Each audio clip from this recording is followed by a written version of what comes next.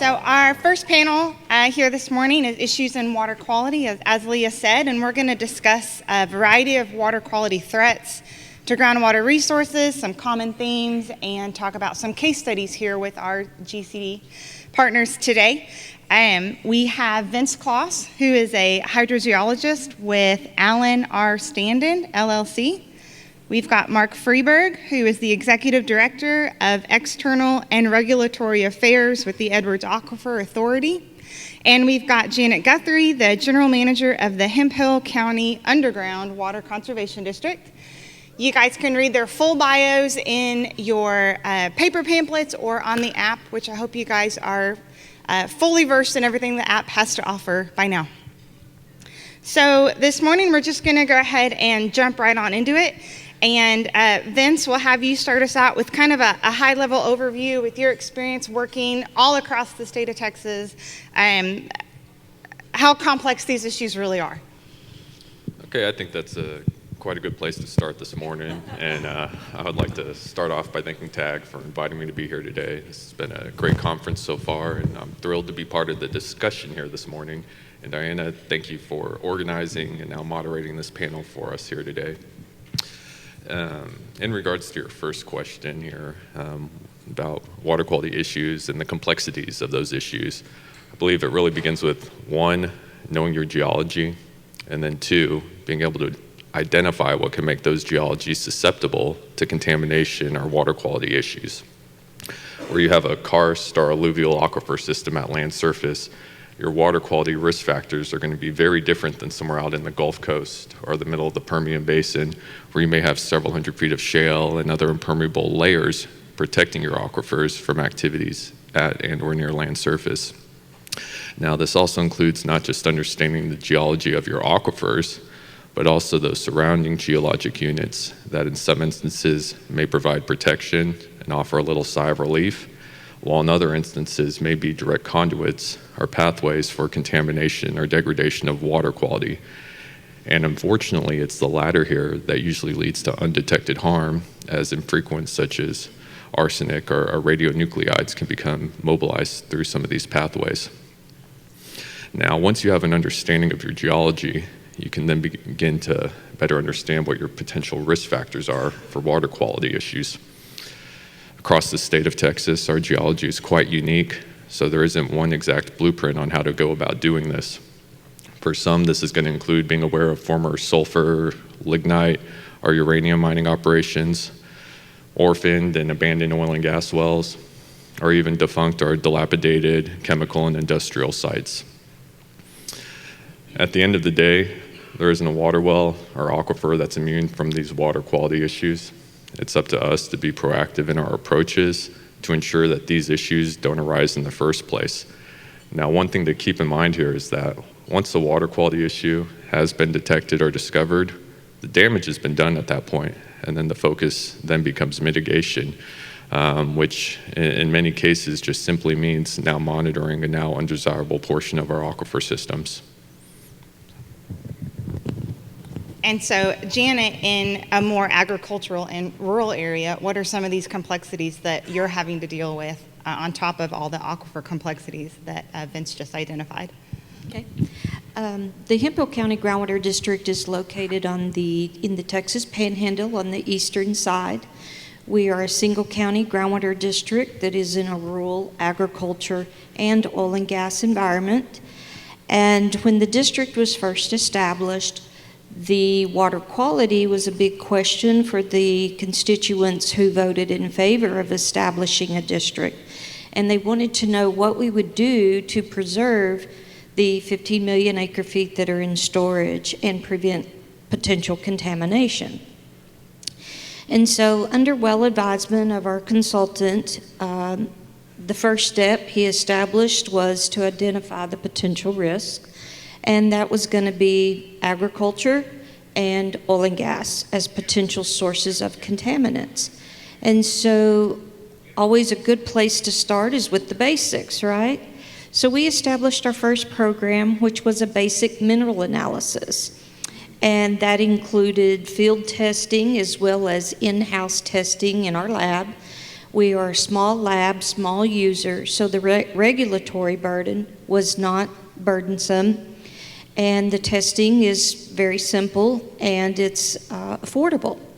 So we monitor for TDS, pH, conductivity, and then in the lab, those are done in the field, but in the lab we look at nitrates, iron, sulfates, fluoride, total alkalinity, and total hardness. Our monitoring wells are spatially distributed across the groundwater district. Some of the sources supply come from domestic, livestock, irrigation, and we were trying to move away from any non-used water well because we really want to purge sample to preserve the quality, integrity of that sample is truly reflective of what's in the aquifer. And so now that you've been operating, getting this baseline data, has it become helpful in any issues or instances there at your district? Absolutely. It's really helped distinguish the potential that a domestic well is truly going to encounter. And when we have had a higher elevated concern or contaminant that shows up, it's helped us to learn to understand what a basic mineral analysis will detect and what it will not detect. And then some of the issues talked about earlier in the summit with new landowners. I don't know how often you guys have land changing ownership. We do. But do you ever have these new landowners come in and say, oh, I think I have this problem. What can you help me with? And you say, well, step right over here. Yes, I have one of those when I get home tomorrow. Yes. But, with the domestic, you go through a series of questions. What are the symptoms that you're experiencing? And it helps you guide where you want to go. We just do a full basic profile workup initially.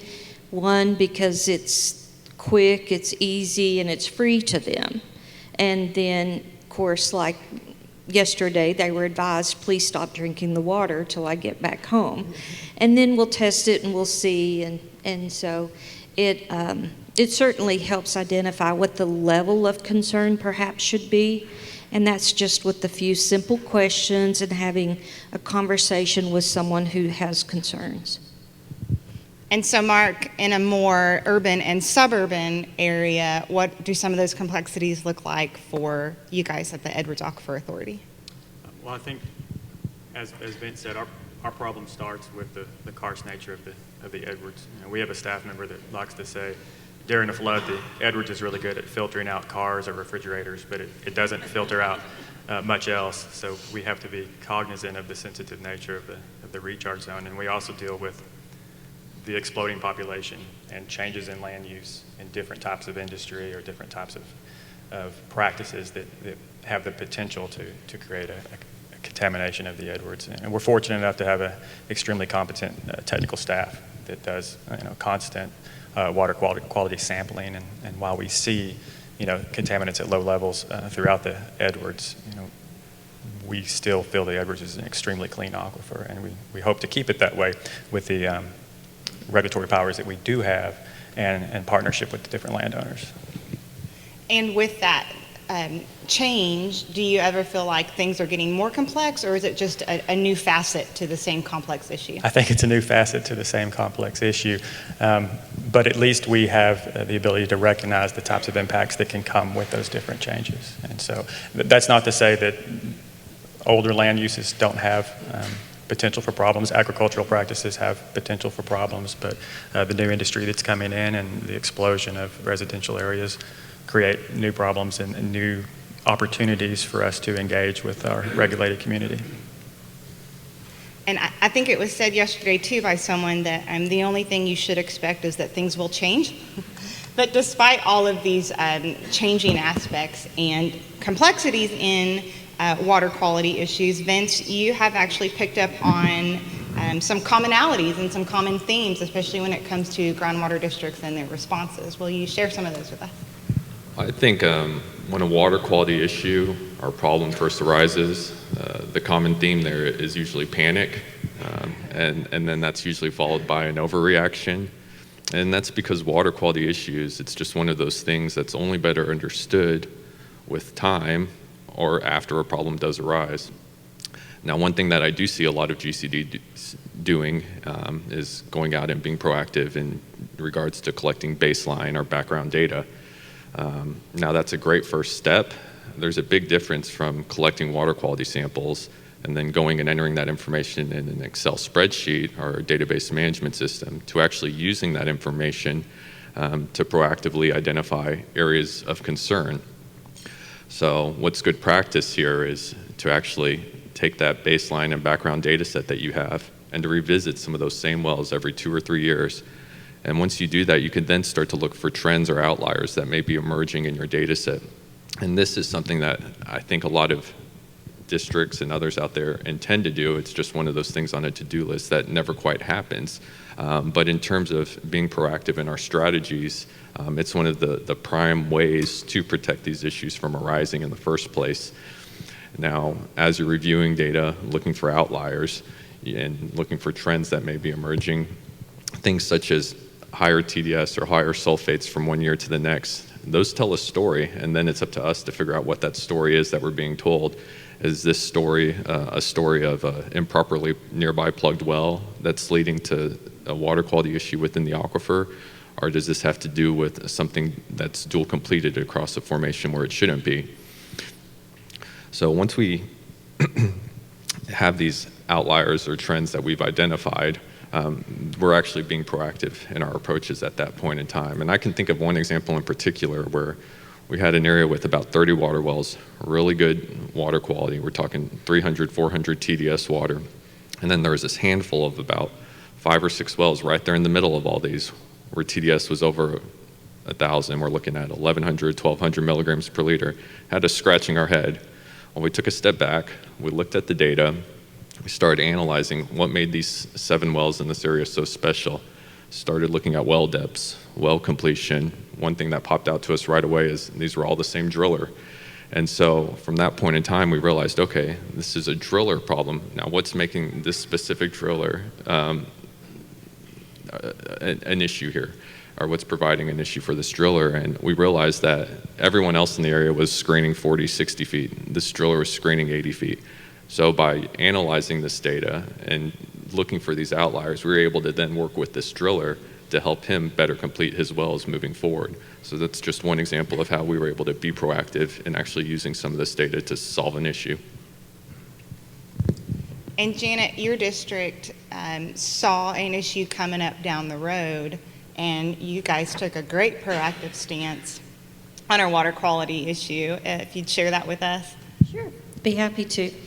Hemphill County is blessed with oil and gas production, and when the Granite Wash Formation took off with development and new technologies for fracking, so did the level of concern for the impact of that to the freshwater quality.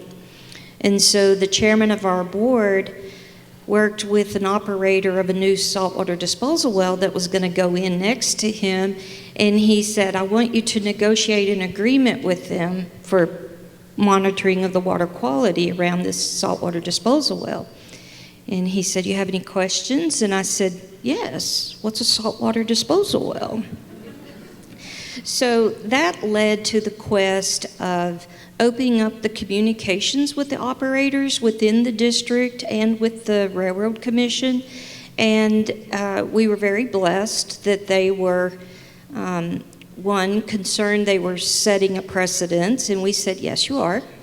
But then, two, what would actually be the ins and the outs of this program?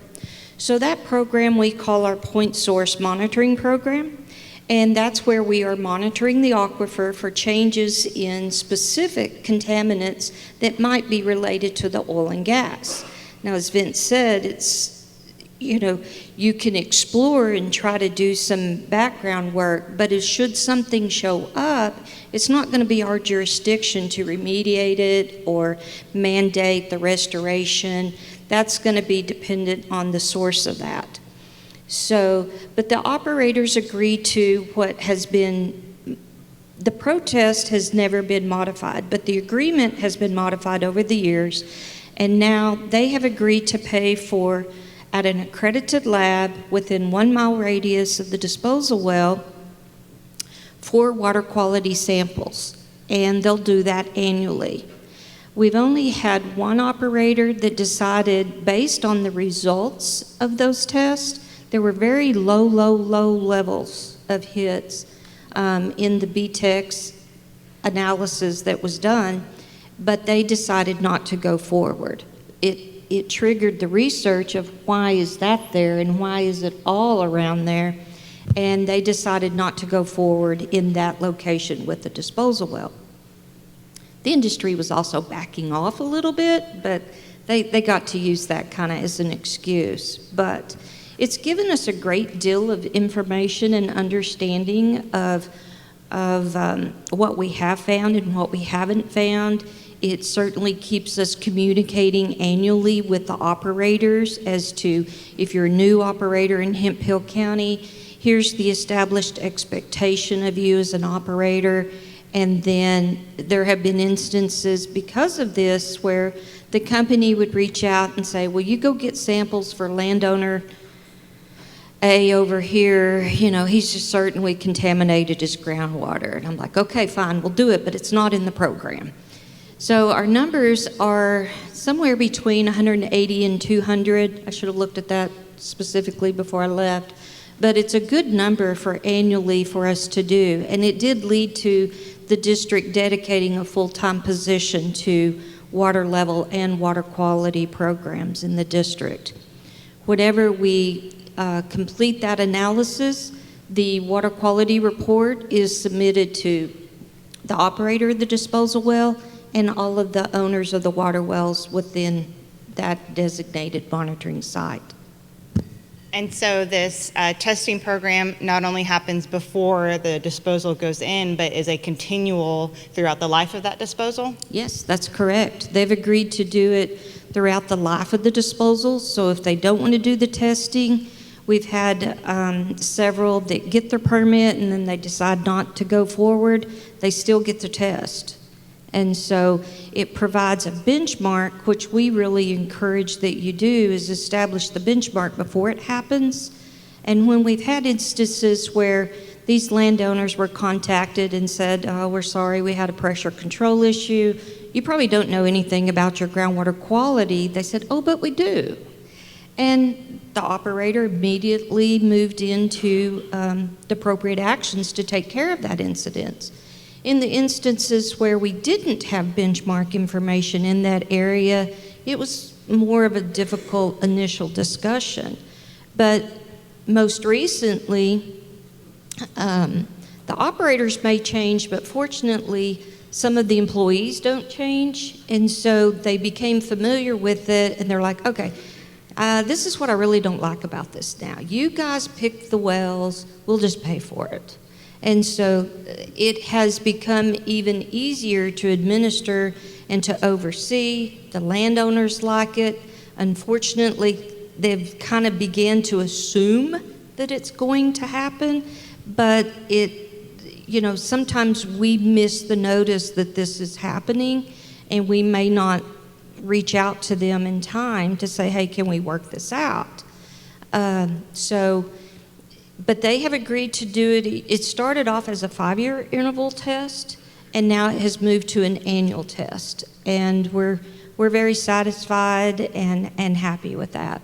And in general, what has industry response been? Has it been pretty much the same throughout the entirety of this program, or do you have more acceptance of it as time goes on? We have more acceptance as time goes on. A lot of times the operators, if they've been established and they've encountered this before, they'll contact us before they've even filed their application to the Railroad Commission, and we'll already have everything packaged up and ready to go and waiting on them to get their permit. So they have become proactive. Our first operator, they said, so are we going to do this with everyone? And we're like, yeah, we're thinking so, yeah. And so they actually incorporated it as a company policy, and they operate in multiple states, Texas and Oklahoma, and they decided that they're going to do that before they do any disposal wells. And so, Marc, in our discussions leading up to this, it seems like the Edwards Aquifer Authority is constantly having to look forward and look for these water quality problems that may be coming down the road. What are some programs that you guys have put into place? Well, I think the theme of commonality came up a lot yesterday with the discussion on abandoned wells.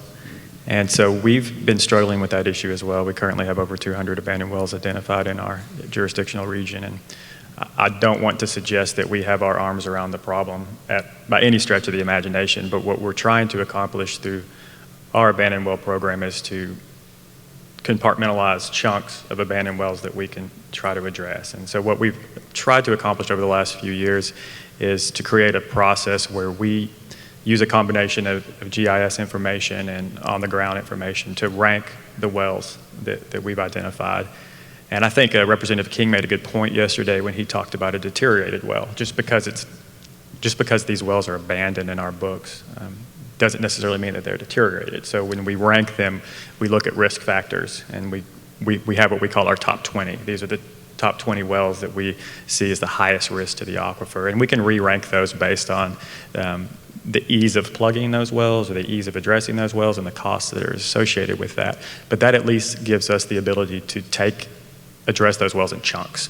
We can make determinations on landowner resources or well owner resources, and if they have the financial ability to take care of that well, or if they need to have assistance, and use that information to try to leverage situations where we can get those water quality threats addressed as quickly as we can.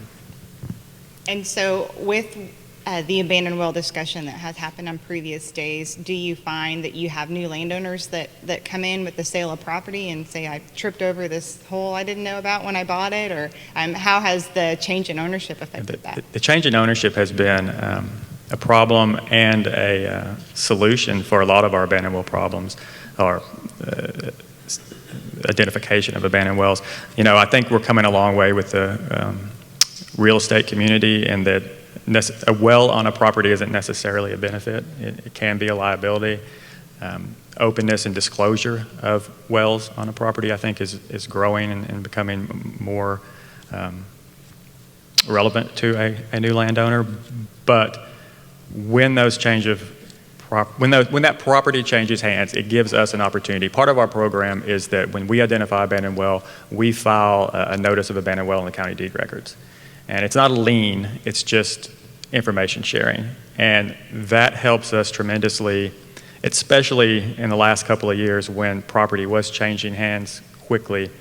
It's hard to close when there is a notice that there is this potential liability on the property. And we've used that process to leverage the closure of a lot of wells during that property transition. And so that's been very helpful to us. We also have landowners who, because of the attention that abandoned wells has gotten across the state, that do come to us and say, what do I need to do if I buy this property? And us being able to get into the process early and keep everybody on the same page, so to speak, as to what responsibilities there are. And you know, the state law makes it clear that the responsibility of the well is the well owner. And we're here to facilitate them coming into compliance and protecting the aquifer in the best way that they can. You know, they can put the well back into service, they can cap it if it's not deteriorated, or we can help them get that well plugged. And what are some other ways that you find these abandoned wells? So it's interesting. Over the past 10 years or so, we've been doing sweeps across our region. We started in Hayes County and have moved. We're currently in Bexar County, and we just try to look at, satellite imagery helps.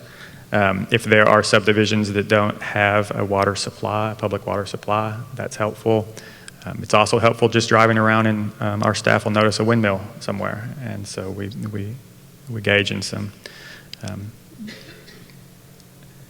exploring on those properties through records with Water Development Board, historical wells. We try to find them and we try to identify them. Sometimes those wells don't exist anymore. They've been covered up either through development or other activities that have happened over time. But the records that we found do assist us in finding those wells even if they've been covered up. We have found some that have been paved over that we've been able to remedy by opening up that pavement and getting them plugged.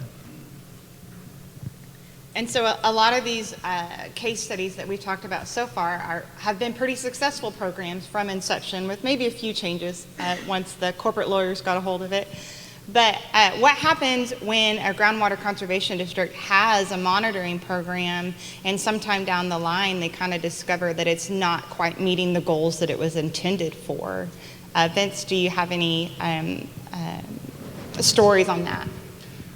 Yeah, I think a good place to visit here would actually be with the Middle Pecos Groundwater Conservation District.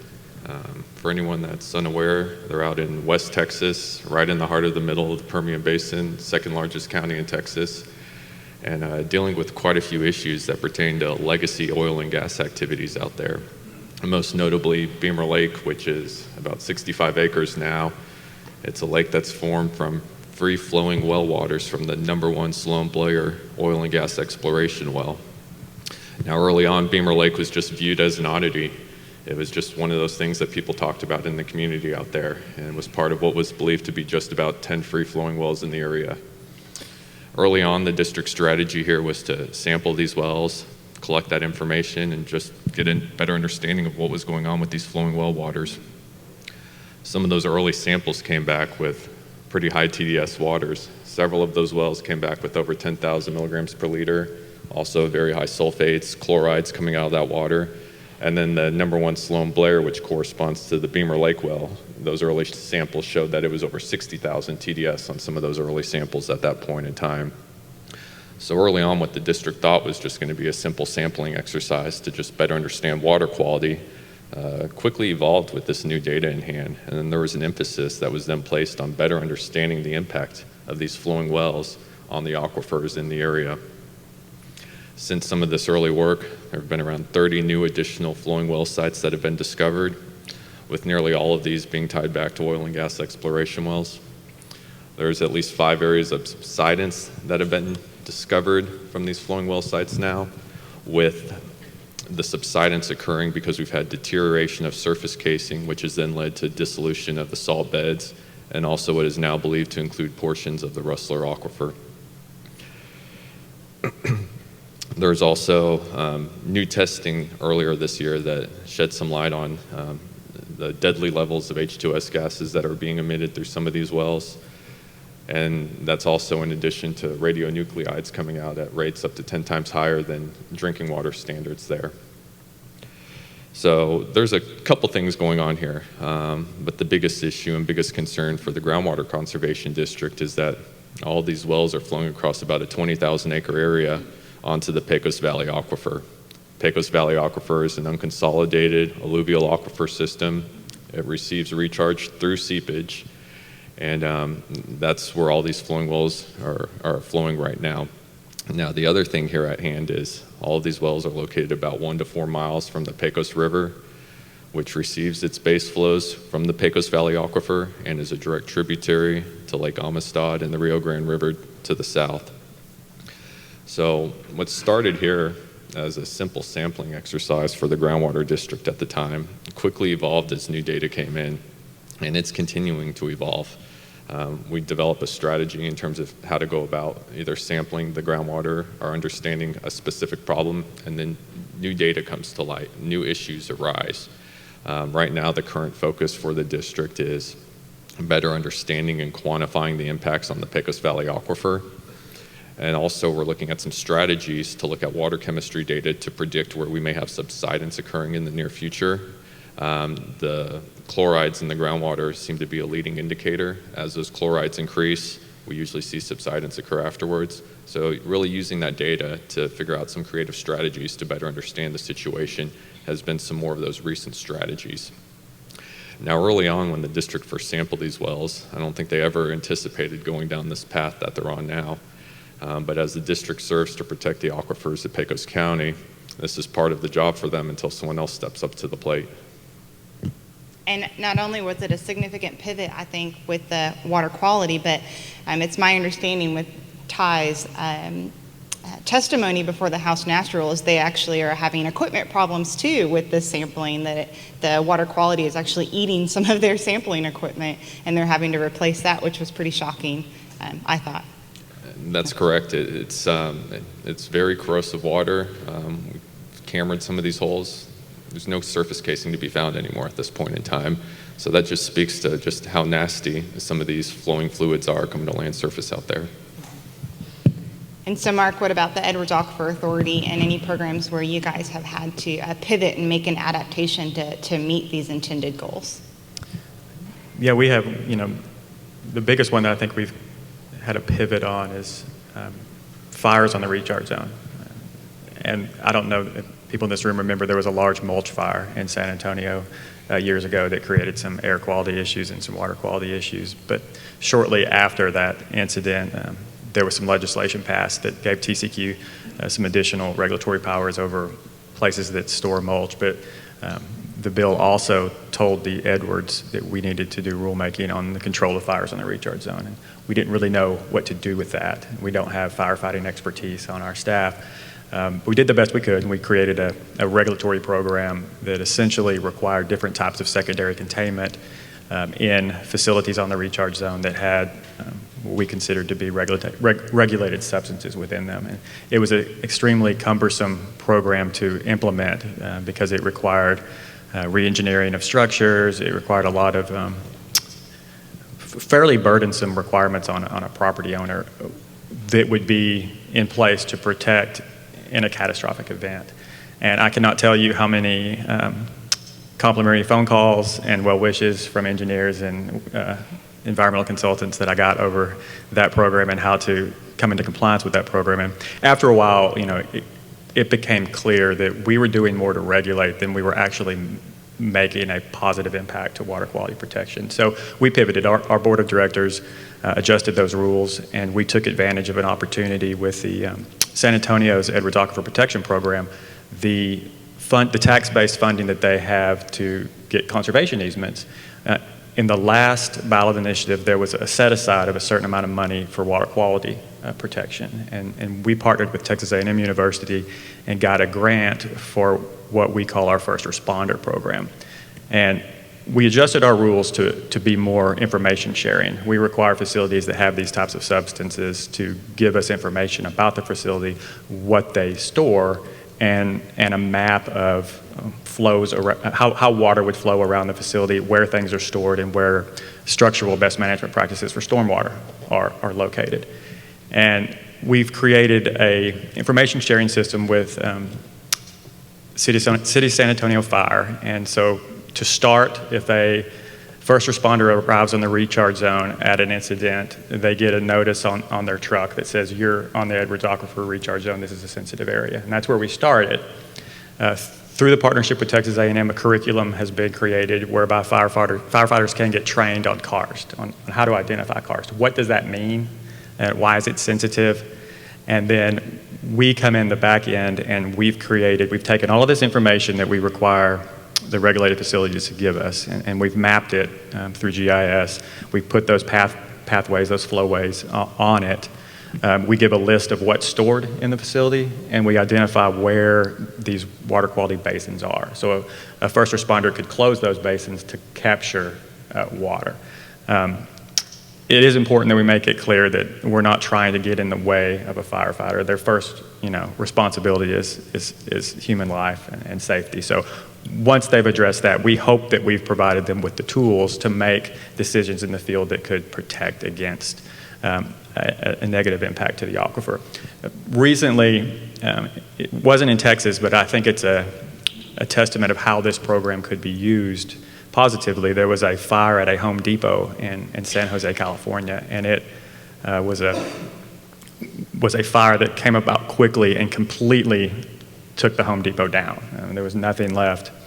And we asked for the incident report from the California Water Board, and we got it. Essentially, the first responders came, and they put about 600,000 gallons of water on the Home Depot over about an 8-hour period. So about 2 acre-feet of water over an 8-hour period. And that water flowed from that property. Of course, some of it boiled and evaporated, but they estimate that about 250,000 gallons was captured on site because they have some best management practices in place for firefighting water. And the remaining, they estimate 300,000 went into a creek, which went into the Guadalupe River, different Guadalupe River, that it would ultimately go out to San Francisco Bay, and they had quite a bit of monitoring of the water quality in that creek and in the river. We don't have anything like that in place, but now that we have this partnership where we can share this type of information, firefighters can make a decision. They can shut down some of those water quality capture basins. They can put different absorbent booms down. We can be cognizant of if this water leaves that property, especially on the recharge zone, it's not going to go into a surface water creek. It's going to go into the aquifer. And it's going to be much harder for us to monitor that water quality. And once it gets in, it moves quickly. And so we hope that the investments that we've made into this program sets ourselves up for better protection of water quality than our previous regulatory program.